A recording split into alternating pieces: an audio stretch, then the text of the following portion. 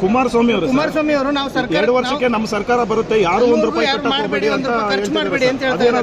ಅವರು ಬರೀ ಹಗಲು ಕೆಲಸ ಮಾಡ್ತಾ ಇದ್ದಾರೆ. ಇವತ್ತು ನಿನ್ನೆ ಹೇಳಿದ್ರಲ್ಲ, ಅದ್ಯಾವುದೋ ಇದನ್ನು ಮಾಡಬೇಡ ಅಂತ ಅಂದ್ಬಿಟ್ಟು GBA ಮಾಡಬೇಡ ಅಂತ. ಯಾರು ಮಾಡಿದ್ದು GBAನ? ಯಾರು ಮಾಡಿದ್ದು ನೋಟಿಫಿಕೇಶನ್ನ? ಅವರೇ ನೋಟಿಫಿಕೇಶನ್ ಮಾಡಿದ್ದು. ಈಗ ರಿಯಲ್ ಎಸ್ಟೇಟ್ ದಂಧೆ ಯಾರು ಮಾಡಿದ್ದು? ಅವ್ರ ಅಣ್ಣನೇ ಎಲ್ಲ ರಿಯಲ್ ಎಸ್ಟೇಟ್ ದಂಧೆನ ಕಂಪ್ಲೀಟು PRR ರೋಡ್ಗೆ ರಿಜಿಸ್ಟರ್ ಮಾಡಿಕೊಂಡು, ಈಗ ಕೇಳಿ ಇಲ್ಲಿ ದೊಡ್ಡ ಗುಬ್ಬಿ ಚಿಕ್ಕ ಗುಬ್ಬಿ ಈ ರೋಡಲ್ಲೆಲ್ಲ ಕೇಳಿ ಎಲ್ಲ ಆಸ್ತಿಗಳನ್ನೆಲ್ಲ ಎದುರಿಸಿ ರಿಜಿಸ್ಟರ್ ಮಾಡಿಕೊಂಡು 7, 8, 10 ಲಕ್ಷ ರೂಪಾಯಿ ರಿಜಿಸ್ಟರ್ ಮಾಡಿಕೊಂಡು ಈಗ 125 ಕೋಟಿ 30 ಕೋಟಿ 50 ಕೋಟಿ ಆಸ್ತಿ.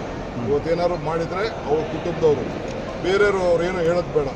ಇದನ್ನು 2% ಕಟ್ಟೋದು ಬೇಡ ಅಂತ ಹೇಳ್ತಾ ಇದಾರಲ್ಲ, ಅವ್ರ ಸರ್ಕಾರ ಯಾವಾಗ ಬರ್ತದೆ ಆಗ ಬರೀ ಹಗಲು ಕನಸಲ್ಲಿ ಕಾಣ್ತಾವ್ರೆ. ಯಾವ ಸರ್ಕಾರನೂ ಬರೋದಿಲ್ಲ, ಕಾಂಗ್ರೆಸ್ ಸರ್ಕಾರ ಬರ್ತದೆ, ಅಧಿಕಾರ ಬಂದಿದೆ, ಈ ಬಡ ಜನತೆಗೆ ಸಹಾಯ ಮಾಡಬೇಕು ಅಂತ ಮಾಡ್ತಾ ಇದ್ದೀನಿ.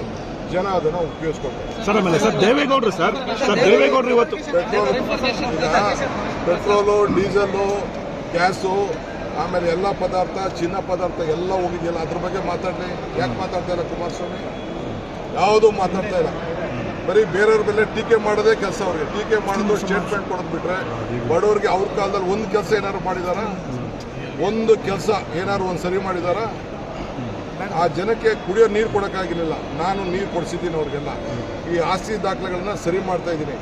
ಏನು ರಿಜಿಸ್ಟರ್ ಆಗಿತ್ತು ಈಗೆಲ್ಲದಕ್ಕೂ ಕೂಡ 5 ಕಾರ್ಪೊರೇಷನ್ ಮಾಡಿ ಆಡಳಿತವನ್ನು ಸುಧಾರಣೆ ಮಾಡಲಿಕ್ಕೆ ಮಾಡ್ತಾ ಇದ್ದೀನಿ.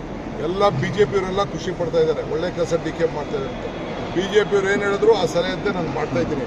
ಪಾಪ ಅವ್ರಿಗೆ ತಡ್ಕೊಳಕ್ಕಾಗ್ತಿಲ್ಲ, ನನಗೆ ಸಿಕ್ಲಿಲ್ವಲ್ಲ ಅಂತ ಅಸೂಯೆ ಪಡ್ತಾ ಇದ್ದಾರೆ.